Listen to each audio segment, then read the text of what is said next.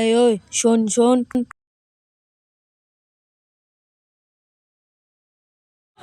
কি হয়েছে দাদা? কথা কও না কেন ভাই? তুমি কি বেশি কথা কও নাকি? বসে আছে কি করছে? এক মারবো না এখানে, দেখবি দেখবি।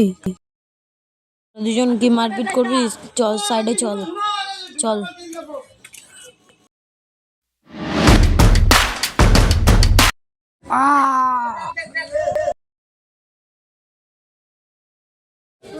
তোর বসকে ডাক দে যা।